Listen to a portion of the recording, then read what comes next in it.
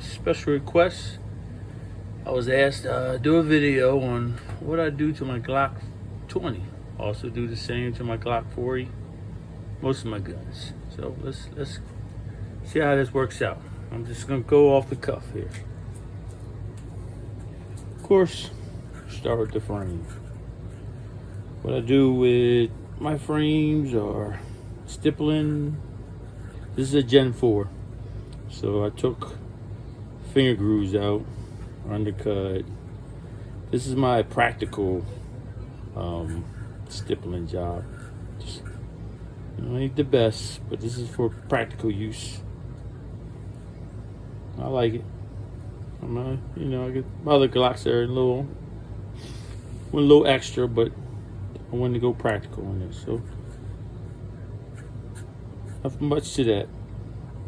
It's a little dirty. I ain't cleaned it in a while. Speed ramps. I polish these. Anything that's going to slide metal to metal, I polish them. So they got the nice little shine. Again, it's got a lot of wear on it too. It's kind of been around for a while. Probably got some miles on it. I put extended slide release in there. Takedown lever, I guess you want to call it.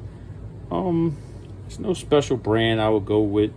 They all seen it was just a piece of metal. So as long as it sticks out. These are actually, I don't know if you picks up on camera, it actually sticks on a diagonal like a 45 degrees, not straight up and down. So you catch that a little better. Second, I go with my trigger. This is the Overwatch. You can get it with a coating on there. Again, dirty. You can get it with a coating on there. Don't remember if this had coating on there or wore off or what. Again, long time. Yeah, I know you take this hump off too, but I don't like that hump anymore. But I polish it. But also what I do, and I don't recommend this. If you don't know what you're doing, please don't do this. I'm not recommending this. I actually narrow this. I polished this and I actually narrowed it down. That gives me the better reset. Again, it takes time. You got to polish it, check where you at, polish it, check where you at, check where you at. And that's pretty much how that works. But again, don't do it if you don't know what you're doing. But this is actually thinner than most Glocks. This part right here. So if I can assemble that for you. If you don't mind, if I can assemble that. So I don't mind a little dirt on me. I mean, it should clean this again, but I used to go to the range and shoot 2 rounds and clean it like back to a brand new gun. I don't do that anymore. Ghost connector. This is elite. This you can actually adjust. It's a pain in the dick because you got to put in your gun, shave this, put in your gun, shave this, put in your gun. Lucky Glocks are easy to take off. I mean, disassemble, I should say. But I don't use these anymore. I don't need that adjustment anymore. But again, this is an old gun, and Ghost connector. This is elite. I tried Angels. Angels are beautiful new, but this little part right here, where this slides off of them, if you know anything about Glock, that's what makes you get clicking noise. This little part keeps pushing up right here. It's so small after a while, just to get pushed up and your gun won't work properly. Change the connector back out, it goes back together. So I said, these are already, I change these out a lot. I change out once a year, you don't have to. I actually got in an argument with a guy who knew everything. I'm not gonna mention his name, but he's a trainer, he does this, and I told somebody to change these out once a year, and stupid waste of money. These are $24, man, come on. You can't spend $24 on it to make sure your gun works. Stop, retarded. whatever, to each his own. I change these out once a year or so, or so many rounds, because after a while that gets pushed up, and it's something you don't want. Let's see if I get that back together. Boom. So that's that click you hear on Glocks. That reset. In case you didn't know that. This rides up here and it goes. That's their reset. All right. Next thing I like the heavy guide rods, and I like the thicker ones, because after a while, again, another thing on Glocks, the little cheap aluminum ones, the steel ones, whatever it is, this part right here start to bend. It's going to be hard to bend this. I'm pretty sure this is a CDS factory weight. I didn't dial this one down at all. I normally do, but I didn't. This is a 9mm. I didn't want to dial the guide rod down. I mean 10mm, sorry. So let me drop this in.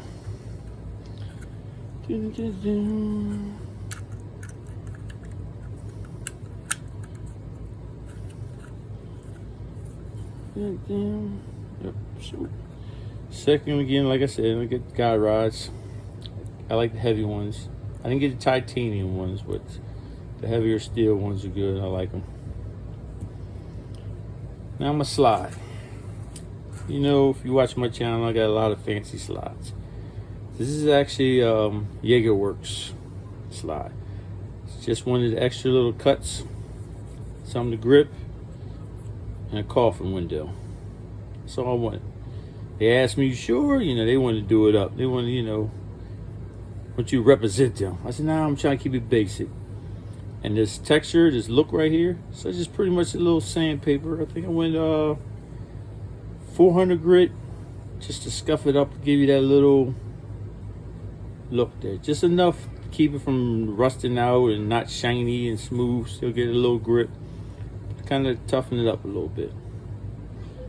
Back in the day when I was in Vortexes, don't like them now. They seem cheap now, but Vortexes, this is actually cut for a Vortex, so I have to use that footprint. I don't know what else takes a footprint. I mean, that Vortex footprint.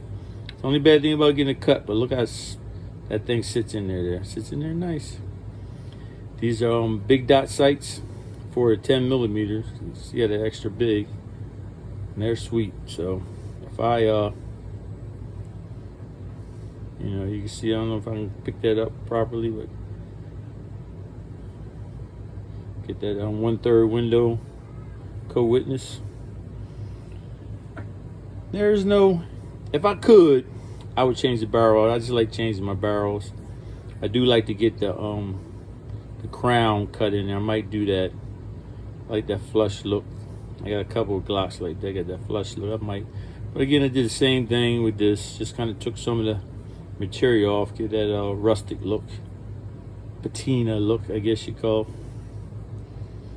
But not too many. I don't want to put no wolf. I'm not into wolf barrels. That's probably the only barrel I could think that you can get for a 10mm.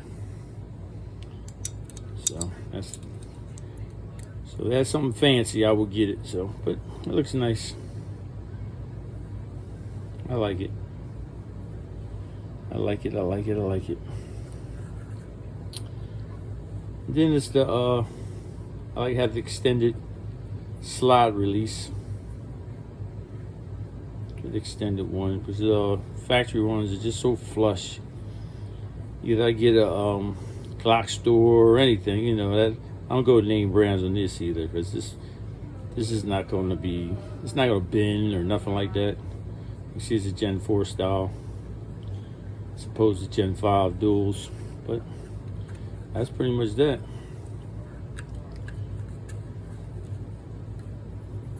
Let me get my first pin in first.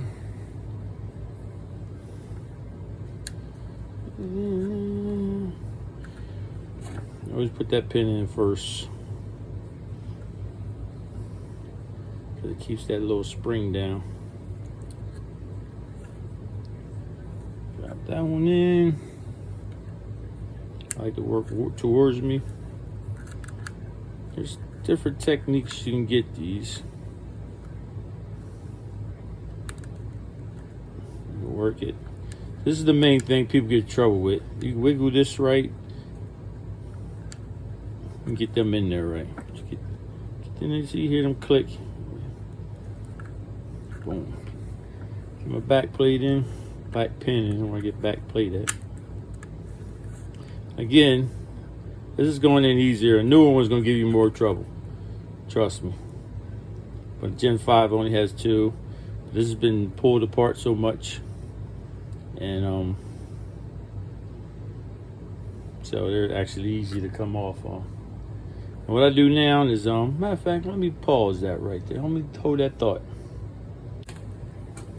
All right, so I was going to tell you about it instead of just showing you. These are 2 things I use. Shooter's lube.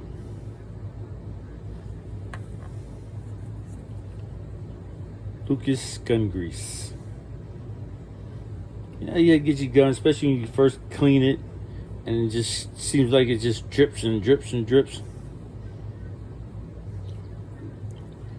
Lucas gun grease. So what I do is just either put it on the speed ramp or I put it on the slide. But I put a little bit, little dot, do. Or I normally take this out and run it down the barrel. Just put a little bit here, a little bit there. Again, this could be cleaner, but yeah, I do sometimes when I'm bored. I just clean them extreme. That's it. Then I put a little bit of little of this down in here, just a little bit. Wherever this is going to be, it's going to collect the dirt. That grease is not going to collect as much. Plus, it's going to be easy to wipe off. That back plate is kicking my ass right now. The key to that little trouble, you see we have a little trouble. Let me get that back off. This is up here. And then want to force it. When this triggers in the position for up or shot, your ghost connector is going to stick up a little bit. So you got to pull that thing forward again. In the heat of the night, I can get it. Damn, I'm smoking rocks.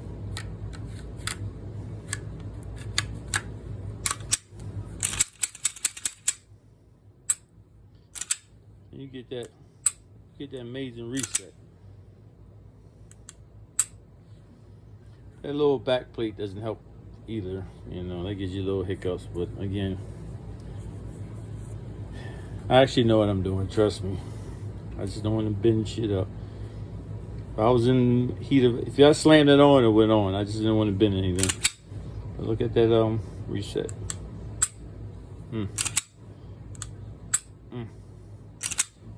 This is going to kill you. This is the shocker here. This is going to be the shocker. Let me get on the other side of this camera.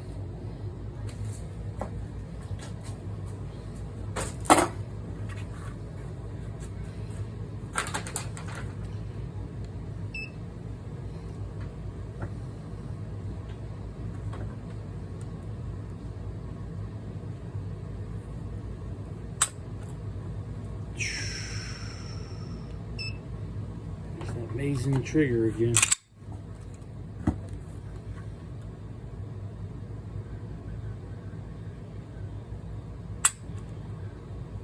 That's heavy right there. I think I pulled too much there. Let me leave it back on the table.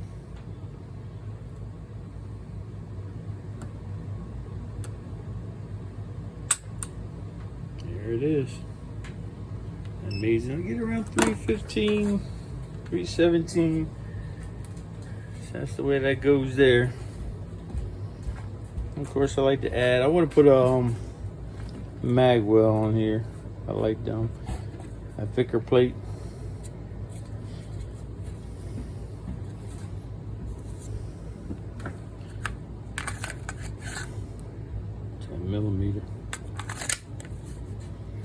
Get a nice little look. Color almost matches. That's it. My 10 millimeter.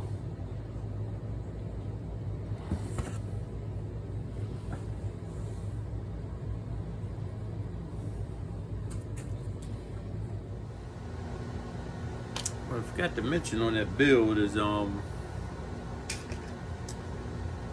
striker springs. I take that 5.5 pound or 6 pound striker spring there. About 40. Oh yeah. Still want to get this slide cut. Not sure yet. But I take the striker spring off of there. Anything that I wanted to maintain for safety reasons, I use a 4 pound. I use Zevs. I get the kit. They give you a whole kit. They give you 3 pound, 4 pound, 5 pound, 6 pound, whatever. 6 pounds working them mechanics. They need heavier springs.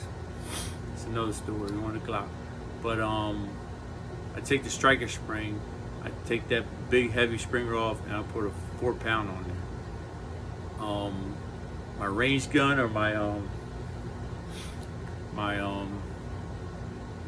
competition gun, 3 pound. I went down to 2 pound. Glocks to run sweet. I did that to mechanic, and it was just light strikes, light primer. Glocks said go. You can run it 2, but I'm so iffy on it. I don't really need my trigger that light. So I put a 3 pound for my competition, and then I carry is a 4 pound. And that lightens the pull up right there. That trigger pull lightens that up. So I got. Holla back.